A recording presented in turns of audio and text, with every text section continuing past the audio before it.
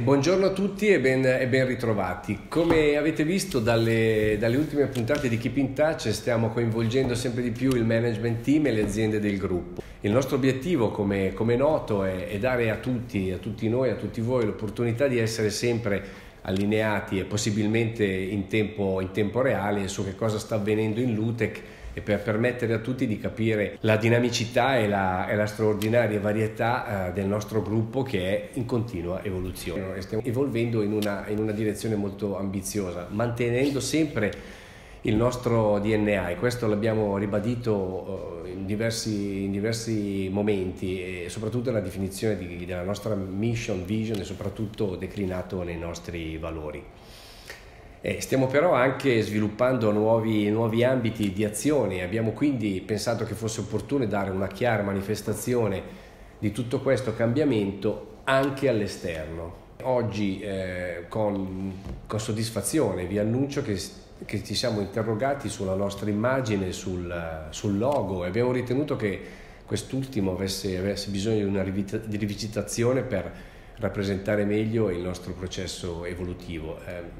Senza snaturare la nostra tradizione, il nostro passato, abbiamo però lavorato per apportare qualche piccolo miglioramento che ci aiutasse ad essere più competitivi in termini anche di appeal grafico. Eccolo, lo vedete in questa immagine. In termini di logotipo, questo l'ho imparato anch'io, cioè della scritta, abbiamo fatto un font ad hoc con caratteristiche interessanti di attualità e di maggiore vicinanza al mondo tech.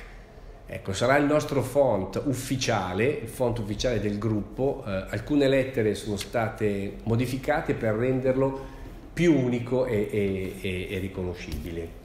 E come vedete, per esempio, la E contenuta in Lutech diventa il nostro elemento distintivo, e le tre barrette ricordano, se volete, un po' le nostre tre tipologie di attività, quindi la parte di infrastruttura, la parte servizi e i prodotti proprietari, cioè il nostro elemento distintivo.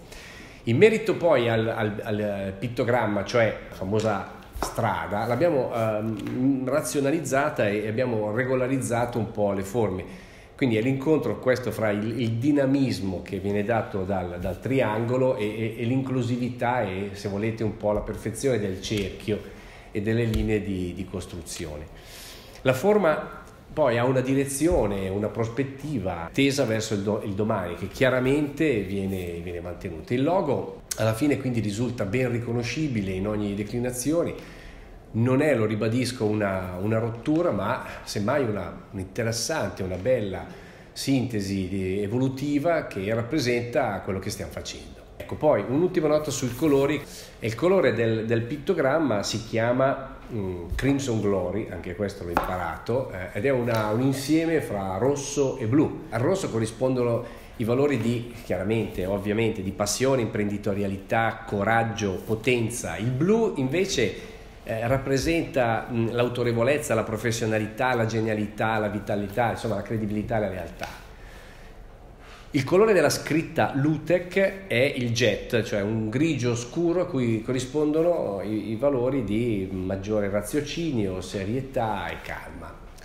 Il nuovo logo di Lutech lo ufficialmente adotteremo dal 1 gennaio del prossimo anno, del 2019, ma già da oggi inizieremo ad introdurlo nelle presentazioni, in tutto il materiale che d'ora in poi verrà prodotto.